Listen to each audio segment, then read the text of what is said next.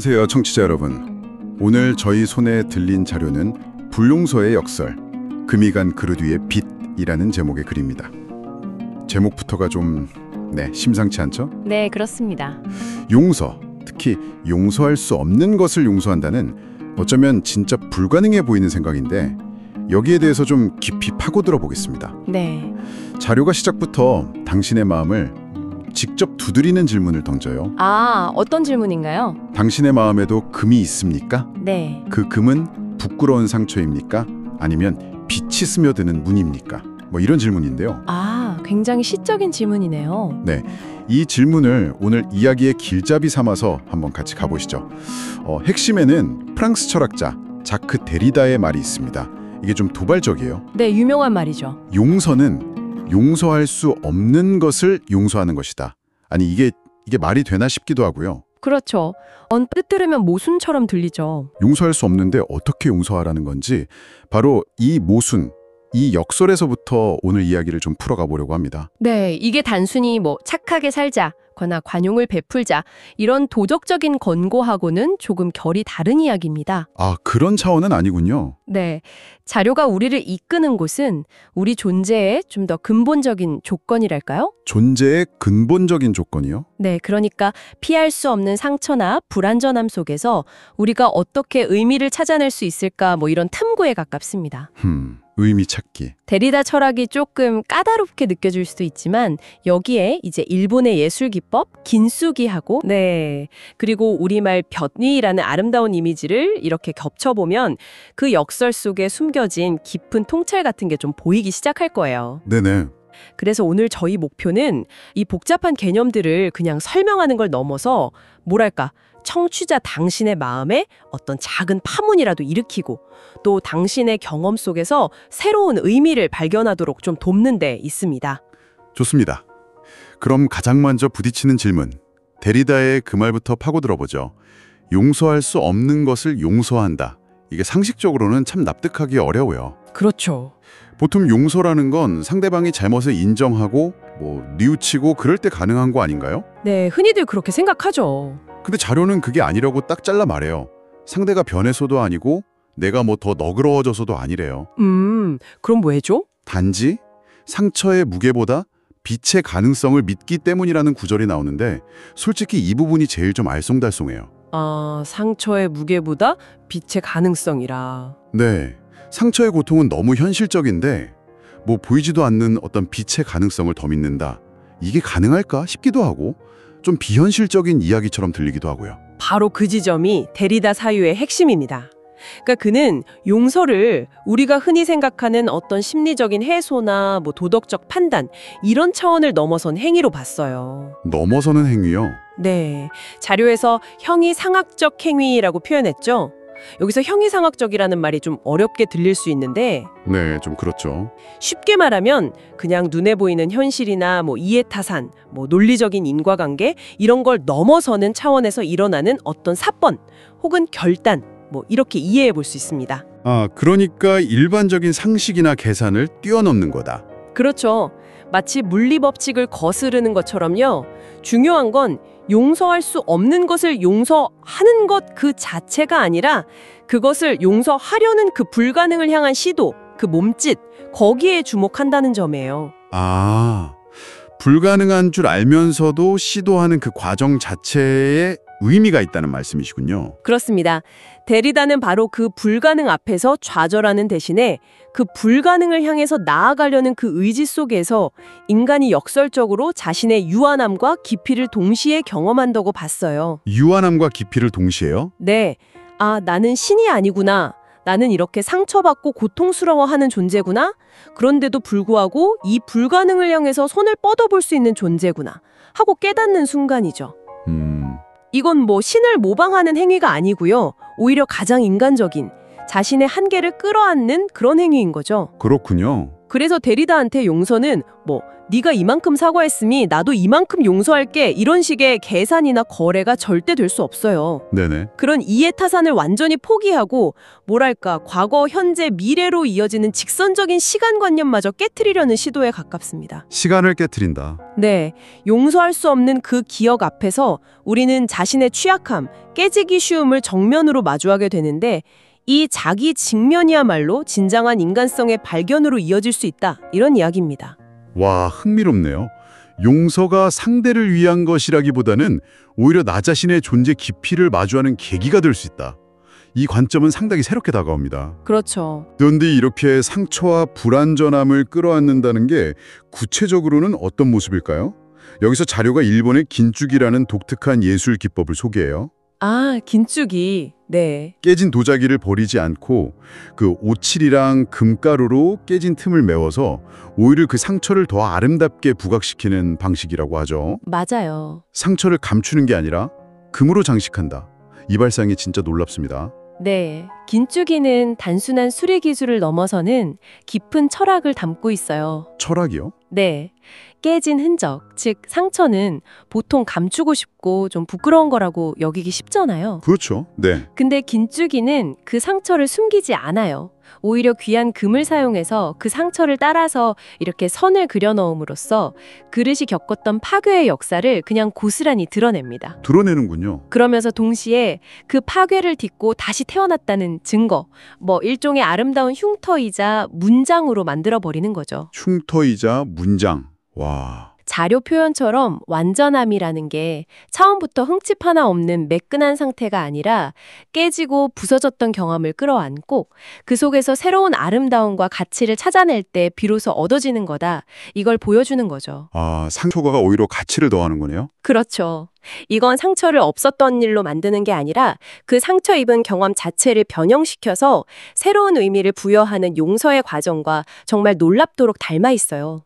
상처는 사라지지 않았지만 이제 금빛으로 빛나게 된 거죠. 상처가 금빛으로 빛나는 문장이 된다. 와, 진짜 아름다운 비유입니다.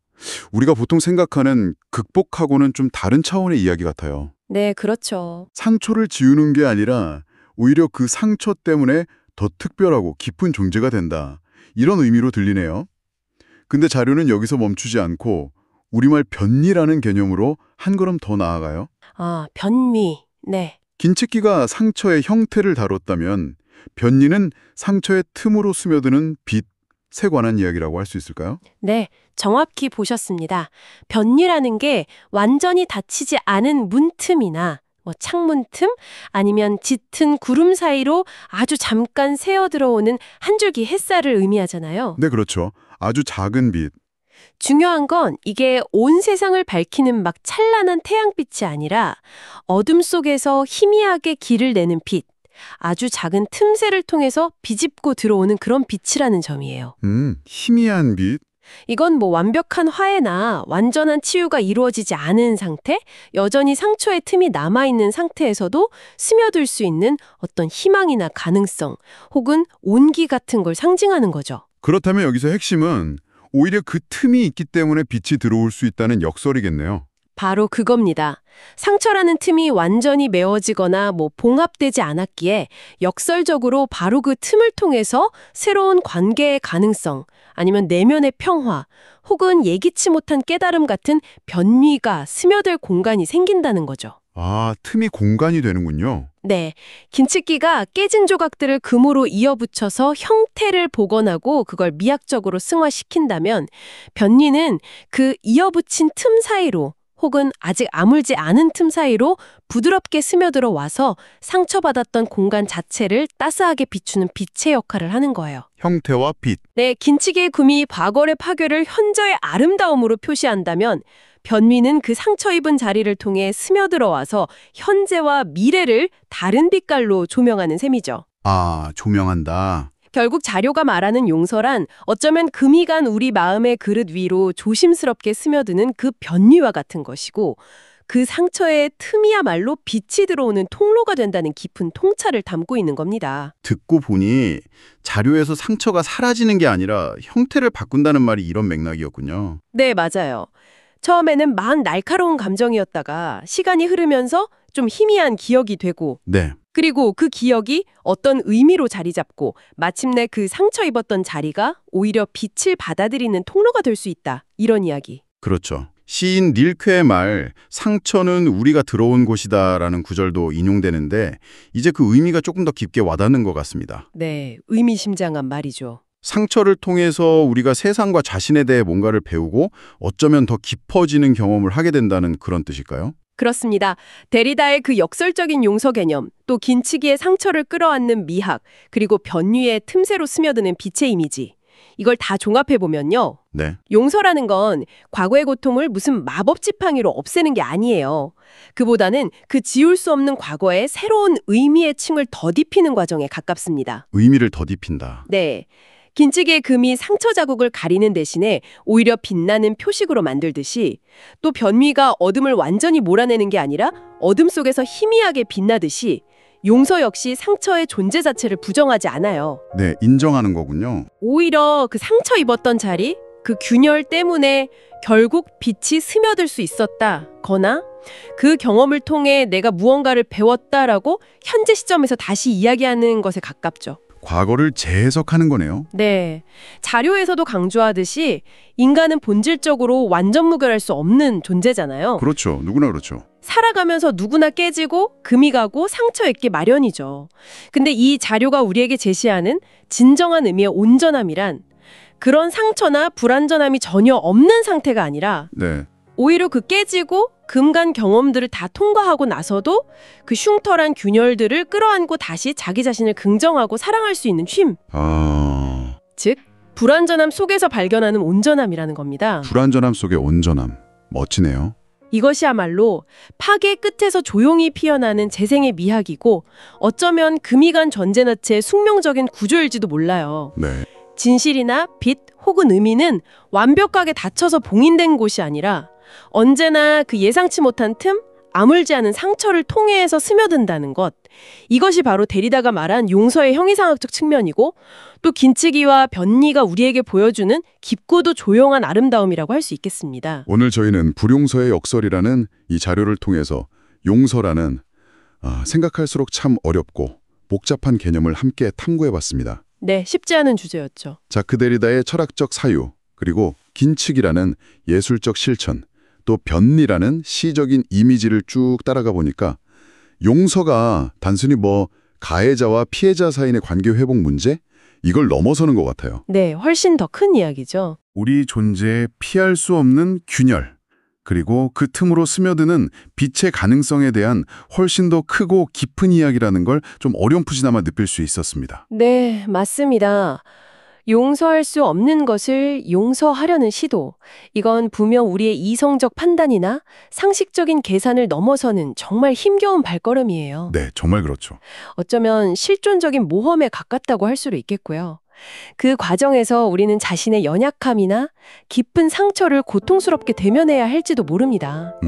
하지만 오늘 살펴본 것처럼 역설적이게도 바로 그 가장 아프고 불가능해 보이는 지점에서 우리는 인간적인 깊이를 얻고 또 새로운 의미와 빛을 발견할 가능성 또한 열려 있다는 거죠. 네. 상처는 더 이상 숨겨야 할 부끄러움이나 약점이 아니라 오히려 빛이 우리 안으로 들어오는 통로, 또 성숙과 변화를 위한 예기치 않은 문이 될 수 있다는 그 가능성, 오늘 이야기에서 발견하셨을 기를 바랍니다. 자료의 마지막 문장들이 참 오랫동안 여운을 남기는데요. 청취자 당신에게 그 문장들을 나누면서 오늘 이야기를 마무리할까 합니다. 네, 좋습니다. 삶이란 어쩌면 금이 간 그릇을 깨트리지 않고 조심스럽게 품고 살아가는 일일지도 모릅니다. 부디 그 금이 당신을 부끄럽게 하는 대신 당신을 더욱 빛나게 하기를 바랍니다. 이 말처럼 용서는 완벽한 결과나 도달해야 할 상태 이런 게 아니라 어쩌면 그 불가능 속으로 그 틈 사이로 기꺼이 손을 내미는 존재의 용기 그 자체. 네, 용기. 그리고 그 행위 속에서 스며드는 빛의 경험 그 자체일지도 모르겠습니다. 그리고 이 마지막 울림을 마음에 담아가시면 좋겠습니다. 네. 금이 간 그릇 위로 스며드는 빛. 어쩌면 그 희미하지만 따뜻한 빛이야말로 당신에게 이미 주어졌거나 혹은 당신이 누군가에게 건넬 수 있는 용서의 또 다른 이름일지도 모릅니다.